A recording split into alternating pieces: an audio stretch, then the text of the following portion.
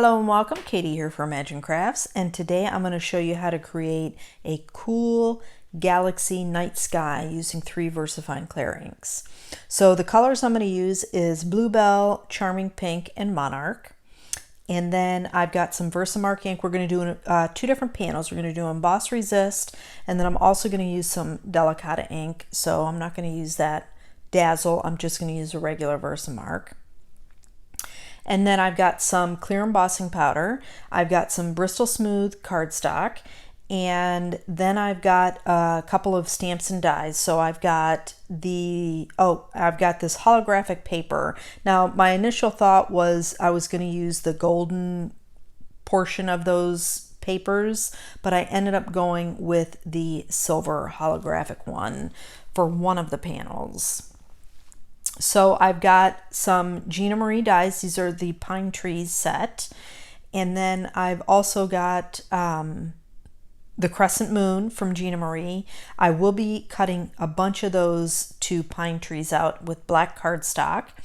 And then, as I showed you before, I'm going to use that holographic paper to cut out our moon. And then I've got this star background stamp from Hero Arts. So I'm going to ink up my Bristol Smooth cardstock with my anti-static powder, and then I will emboss this. I'm going to stamp this with some VersaMark ink 3 times to get a good solid impression, and then I will add some of that clear embossing powder and then heat set that until it's smooth and melted. So we're in the month of October, and you're going to have a bunch of Halloween cards. And I wasn't really sure what to do for Halloween necessarily, but my husband and I were actually married on Halloween in 2008, so we're going to have an anniversary. And I thought it would be fun to show you guys a galaxy night sky type look using your VersaFine Clair inks. I looked around and I didn't really see anybody using the VersaFine Clairs to create this night sky or, you know, galaxy look, and so I thought it would be fun to show you this for my project for this month. So coming in with the Charming Pink, I'm using a blending brush. You can use a foam tool. It doesn't matter, and the splotchier the better. You want to be heavy-handed and you're not looking for perfection. And as you can see, I'm just slapping all this stuff down, and I'm using a ton of the Charming Pink, applying majority of the Charming Pink to this panel.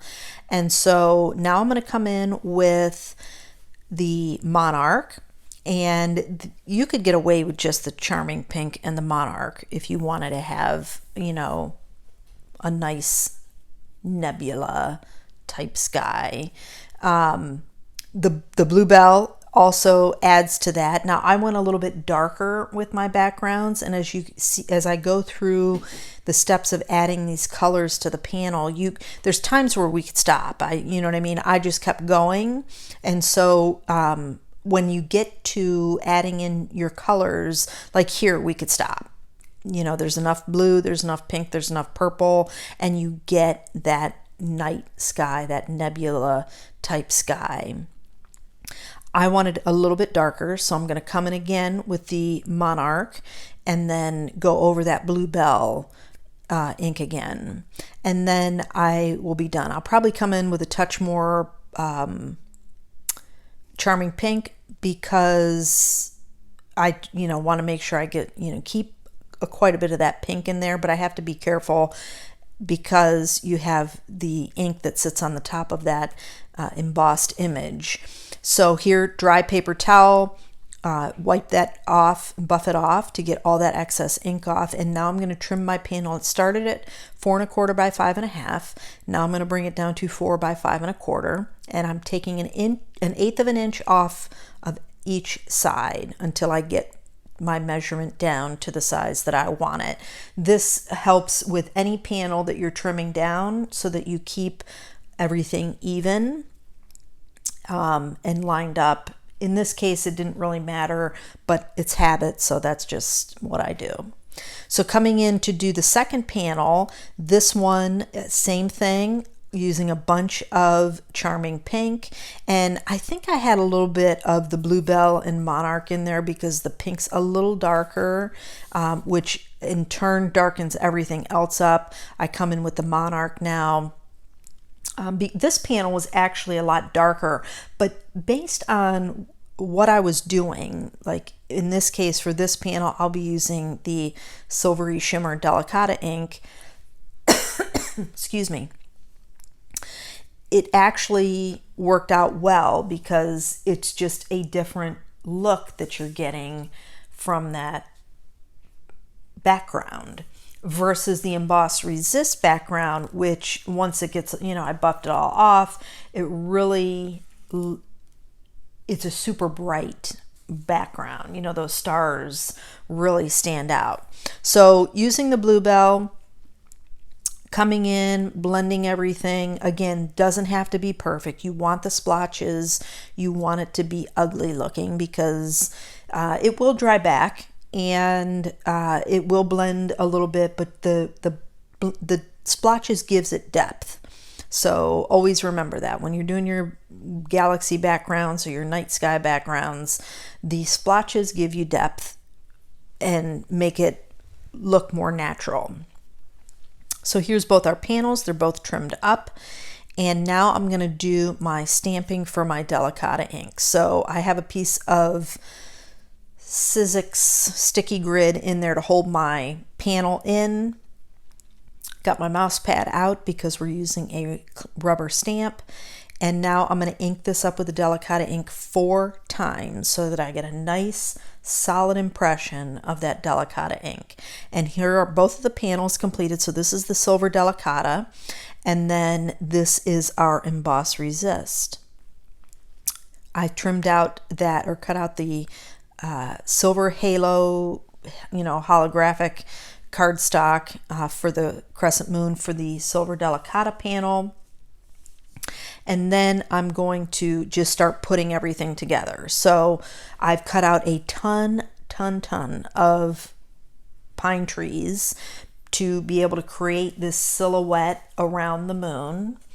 And as I adhere these on, I'm staggering because I don't want them to completely cover the moon, and I don't want them to be too short so that we have, big gaps below the moon. So really it's all personal preference on how you lay these out. I start with the tall one and then I come in with a short one, and I just use each of the trees to fill in any of the gaps. And then as I come around the bottom part of the moon, I just, pull it down a little bit. And then when I need to fill in, like here I have these big gaps, I just take the taller trees and then line them up, and just so that how it's pleasing to my eye. And I'm using my Spellbinders scissors. These are fantastic. You just saw how I cut right through all that cardstock that was there. Best scissors in the world. Highly recommended. And this is the Paper Rose Star Wishes stamp set. This is where I got my stamps, the stamp, "You are my sun, my moon, and all my stars." And I will ink that up with some VersaMark ink. I did put some anti-static powder on there because we're embossing. And I've got my white embossing powder. And then I'm going to heat that until it is smooth and melted. And I will cut this up, a nice little sentiment strip. And I did layer 3 pieces of additional cardstock, black cardstock, instead of using foam tape. And I'm putting that one at the bottom over the top of our trees. And this panel I did put on a card base. This is white cardstock, heavyweight cardstock, A2 side folding. And then we're going to move on to our next card here in just a second, our next panel. And so I love it. I love how it turned out. All the elements worked well together. So for the Emboss Resist panel, I used my silver StarDream metallic cardstock. You could use silver glitter cardstock. I didn't have a sheet big enough to cut the moon out, so I went with the StarDream metallic.